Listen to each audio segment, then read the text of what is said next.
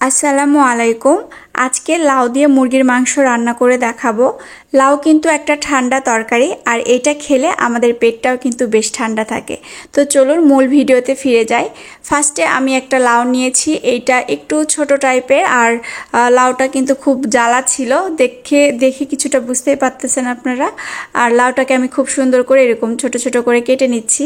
আর আরেকটা কথা বলি, সেটা হচ্ছে আমরা যেভাবেই কাঁচি ছুরি যেটা দিয়েই কাটি না কেন, বটিতে কাজ করার কিন্তু শান্তি আলাদা। এখানে আমি পুরো লাউটাকেই ছোট করে কেটে নিলাম, পুরোটাই নিছি, রাখিনি একটু, কারণ লাউটা অনেক ছোটই ছিল আর বেশ জ্বালা ছিল। আমি জানি যে সেদ্ধ করার পরে আরও অনেক কমে যাবে, তো সেই জন্য আমি পুরো লাউটাই বেশ ভালো করে সুন্দর করে কেটে নিলাম। তো এগুলো কাটার পরে আমি এটাকে ধুবো। সম্পূর্ণ ভিডিও আমি একদম মানে ছোট ছোট করে সূক্ষ্মভাবে সব কিছু দেখাবো না, জাস্ট হচ্ছে এরকম হালকা করে একটু দেখাই দিব তোমাদেরকে। এবার আমি চলে যাচ্ছি রান্নায়। এখানে পেঁয়াজ, লবণ, হলুদ, গুঁড়া ঝাল এগুলো সব কিছু দিয়ে বেশ ভালো করে একটু কষায় নিছি। আদা রসুন বাটাও ছিল। আসলে কষানো এটা তো আমরা সবাই জানি, যা যা থাকে ওগুলোই সব রান্নাতেই প্রায়। তো তারপর আমি লাউটাকে দিয়ে দিলাম, আর লাউটা দিয়ে একটু সামান্য পানি দিছি। পানি না দিলেও হতো, তো আমি একটু পানি দিলাম, যদি আবার শুকে যায় তো সেজন্য। আর চুলার জালটা একটু মিডিয়ামে ছিল। তারপর ঢাকনা দিয়ে ঢেকে দিছিলাম। তারপর একটু পরে আবার উঠিয়ে দেখতেছিলাম যে লাউটা একটু যেন অল্প সেদ্ধ হওয়ার পরে আমি এখানে মাংসটা দিয়ে দিছি। আর মুরগির মাংসটা এটাও হচ্ছে ছোট মুরগি ছিল, তো সেজন্য ভাবলাম যে মাংসটা পরে দিই, কারণ আগে দিলে পরে লাউয়ের সাথে আরও বেশি সেদ্ধ হয়ে যাবে।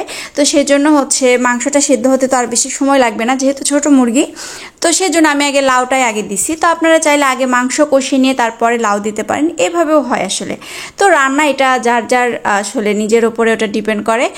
আর তো এই যে এখন মুরগিটা দিয়ে দিলাম। দেওয়ার পরে আমি এখন এটাকে বেশ ভালো করে নাড়াচাড়া করে মশলাগুলো সব কিছু দিয়ে মাখানোর পরে তো এটাকে আবারও ঢেকে দিছিলাম। দেওয়ার পরে মাঝে মাঝে একটু পরপর দেখতেছি, তারপর আবার পানি দিলাম। তো এভাবে একটু মাংসটাও যেন সেদ্ধ হয়, আর লাউটা যে আধা সেদ্ধ হয়েছিল সেটাও যেন মাংসর সাথে সম্পূর্ণ সেদ্ধ হয়ে যায়, তো সেজন্য অপেক্ষা করছিলাম। লাউ একদম যে গোটা গোটা হয়ে থাকবে সেরকমটা খেতে কেমন লাগে আমি জানি না, তবে আমি যখন রান্না করি তখন লাউটা যেন একটু হচ্ছে কিছুটা ভেঙে ভেঙে যায়, কিছুটা গোটা থাকে, এরকম হচ্ছে টাইপের করি আর কি। তো এই যে আমার বলক চলে আসছে, এটা বলক আসার পরে এখন আমি প্রায় হয়ে গেছে, এখন আমি চুলাটা বন্ধ করে দিব।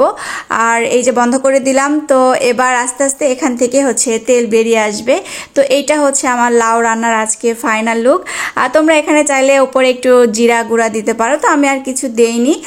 তো এই ছিল আজকে সিম্পল একটা তরকারি, লাউ দিয়ে মাংস রান্না, মুরগির মাংস। তো তোমরা যারা এখনো এইভাবে করে খাওনি, ট্রাই করতে পারো। আল্লাহ হাফেজ।